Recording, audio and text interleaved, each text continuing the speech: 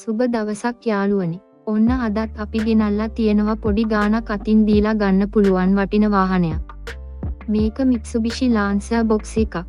1980 නිෂ්පාදිත car එකක්. දාවන තත්වය හොදටම තියෙනවා. දෙවන අයිතිකරු. එන්ජින් හොදටම තියෙනවා. ඇලෝ වීල්, නිල් ටයර්, නිල් බැටරි, අලුත් පේන්. දෙවන පොත ඇතුළු නිරවුල් ලියකියවිලි.